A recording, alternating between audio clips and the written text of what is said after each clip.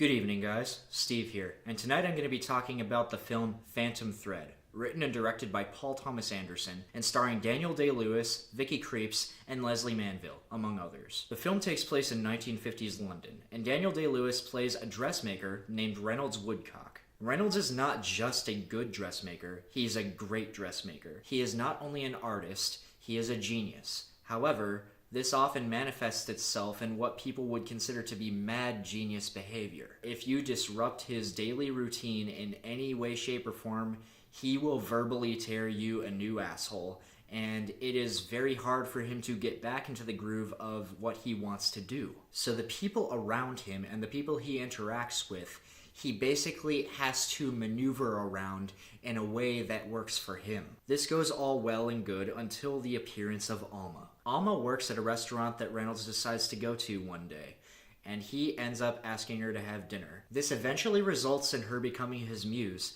and that eventually results in her becoming his lover. And to say that this relationship is a rocky one because of their very distinctly and drastically different personalities is a vast understatement. Getting onto the performances, to say that Daniel Day-Lewis gives an excellent performance nowadays is pretty much a given. I have a feeling that if he gave an intentionally bad performance, people would look at it and say, holy shit, he was so great at giving that bad performance. All jokes aside, I am one of the people who believes that Daniel Day-Lewis is among the best actors who ever lived, and there are a lot of people who agree with that. One of the biggest news snippets about Phantom Thread is that Daniel Day-Lewis has announced officially that it is going to be his last acting role. People will argue that that's something that actors and musicians and other artists say all the time. They always announce that something is going to be their last stab at something, and then 5 years later, they come back and do something else. While I'm not saying that Daniel Day-Lewis will never act again, I believe that he sincerely thinks that this will be his last acting credit. While he's a great actor, he's not what people automatically think of when you think of a movie star. He's not somebody who basks in the limelight.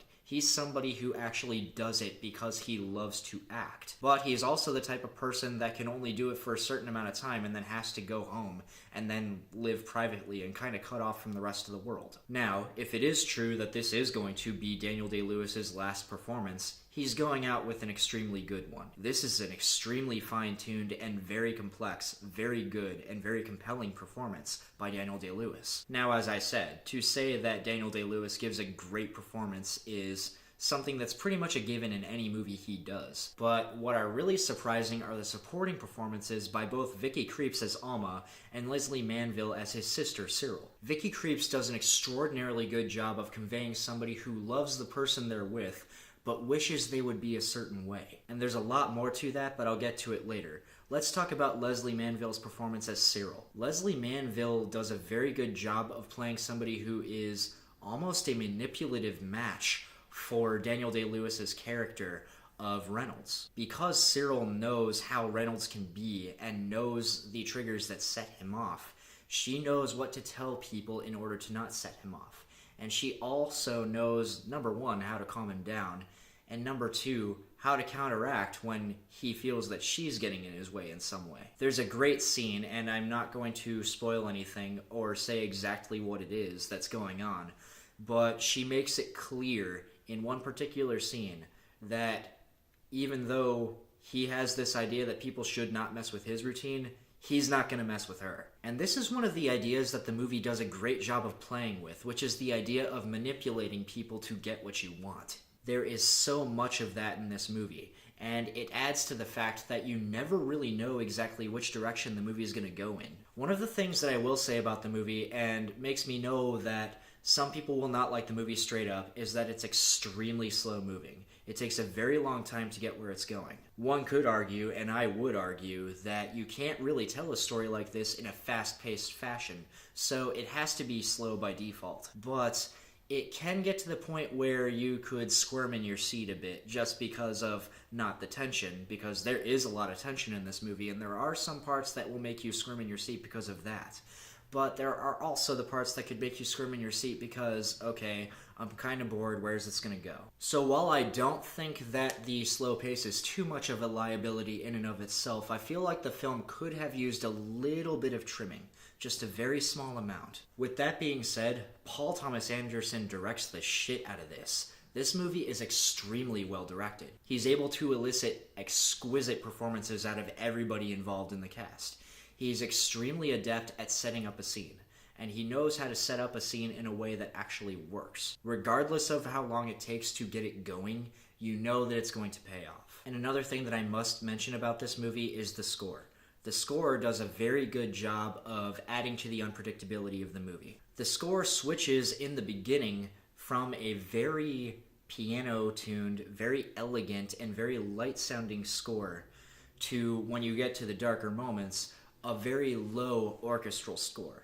And it's a very good score. Now, despite what I said about how long it can take the film to get going on some of this stuff, there are some really big themes that the film tries to explore, and I think explores it pretty well. One of the big themes is alienation. It's pretty obvious that Vicky Krieps' character of Alma is going through alienation on part of Reynolds not really reciprocating the love, or seemingly not reciprocating the love, that she has for him and wants to display for him. There's a scene in particular where Alma tries to do something that she thinks is a very nice gesture toward Reynolds, and is something that she thinks this is normal for people to do in a relationship. And while he reacts kind of coolly to it at first, he makes it very clear that it is something he will not have.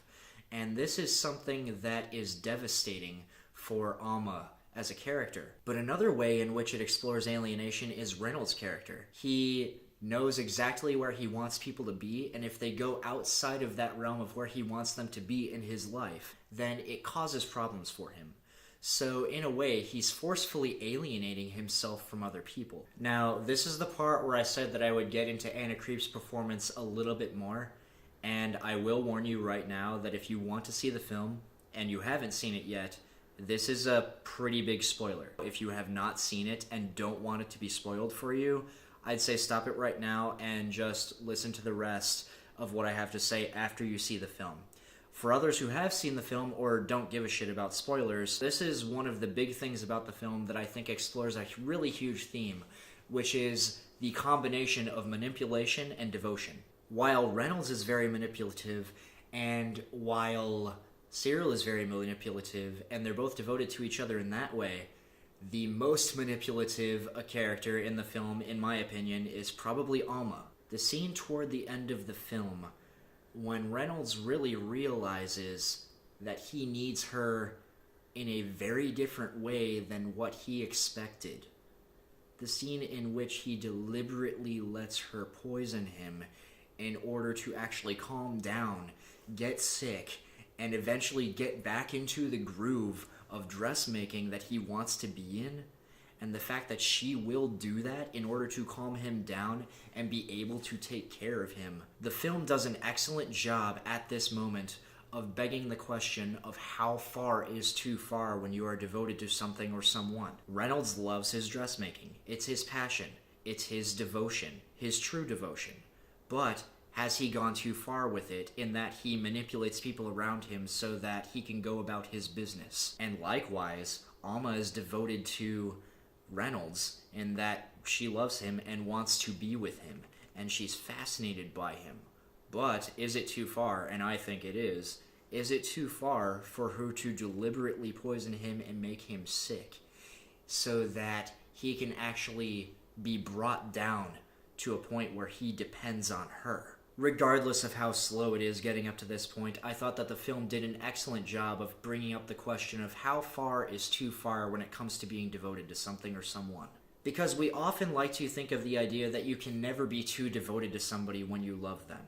But there are certainly ways in which maybe you could be, and the film does a good job of exploring that. Alright guys, that's it for the review, and I hope I've helped you determine in a good way whether or not you want to see Phantom Thread. Have a good night, everybody.